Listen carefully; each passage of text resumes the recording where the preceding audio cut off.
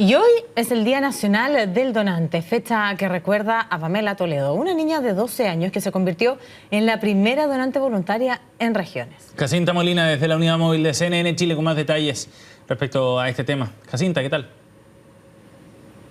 ¿Cómo están ustedes? Buenos días. Claro, especialmente cuando en nuestro país, por ejemplo, la lista de personas que está esperando un trasplante ya llega a cerca de 2.000 personas, y también con todo este contexto de debate que cada vez que conocemos un caso de necesidad de un órgano también abre en nuestro país, porque las cifras, por ejemplo, si nos comparamos con otros países de Latinoamérica, no son muy positivas para nosotros, y por eso queremos ahondar también en qué es lo que pasa en nuestro país con la donación de órganos y también con los trasplantes, y por eso nos acompaña el doctor José Luis Rojas, coordinador nacional de procuramiento y trasplante de órganos del Ministerio de Salud. Precisamente con él queremos ahondar también sobre este programa que empezó el año 2010 y que en esta oportunidad también incluye el sistema de evaluación de hospitales para poder detectar también posibles donantes. Doctor, buenos días, gracias por acompañarnos. Primero, la primera inquietud que queda planteada es, con todos estos programas de modificaciones también que se están haciendo, ¿por qué las cifras en nuestro país no son tan altas, por ejemplo, si las comparamos con el caso de Argentina o Uruguay en cuanto a la donación y también a los trasplantes? Creo que porque el tema ha sido relativamente nuevo. Nosotros empezamos a instalar una nueva institucionalidad, una coordinación nacional de trasplante, un proceso hospitalario hace un par de años atrás, digamos, y de una u otra forma este proceso de instalación ha sido más lento de lo que hubiéramos querido, pero efectivamente es lo que hay que hacer si uno quiere compararse con países desarrollados.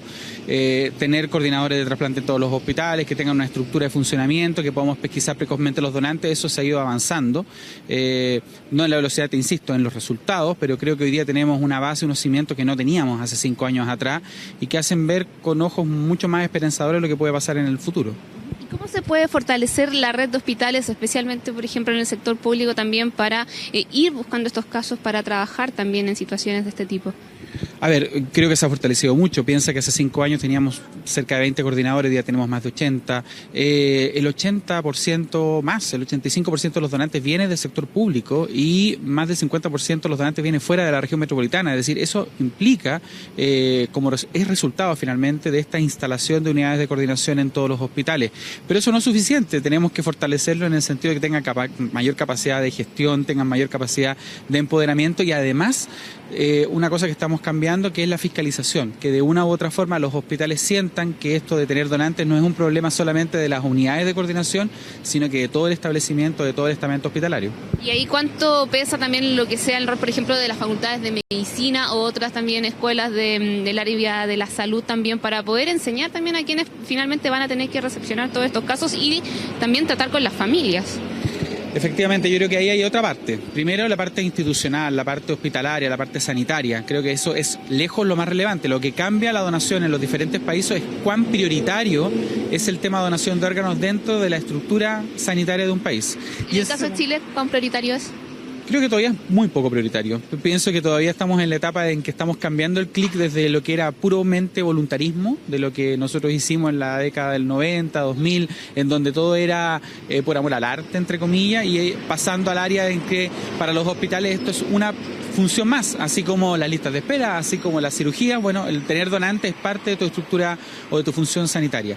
Y por otro lado está lo que tú dices tú, cómo le transmitimos a la población confianza, educación e información. Y ahí tiene que ver con campañas continuas de información y además hacerlo un tema cotidiano en todo lo que es la salud, desde la educación, desde las facultades de medicina y desde los colegios en el futuro. Cuando hemos conocido los últimos casos también de personas que han requerido un órgano de manera urgente, algunos análisis también han ido por el lado de que esas campañas no suelen mucho aumentar la donación. ¿Cómo se puede entender eso? Lo que pasa es que las campañas son muy cortoplacistas y finalmente no atacan el fondo de la negativa a la donación. El fondo de la negativa a la donación es la desconfianza que tiene la gente en diferentes áreas. O desconfían del sistema de salud, esto de que te van a dejar morir para que seas donante, o desconfías del sistema de donación, esto de que la gente piensa que se puede beneficiar a una persona por sobre otra en una lista de espera.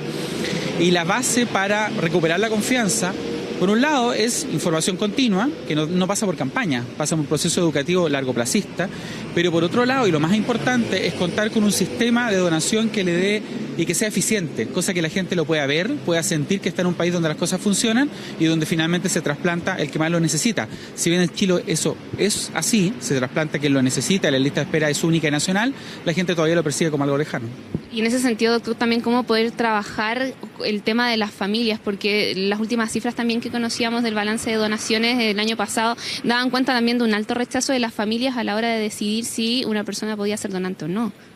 Te insisto, yo creo que el tema de las familias sigue siendo un problema, pero cuando tú aumentas la pesquisa, ese peso de la familia cada vez menos, digamos, por un lado.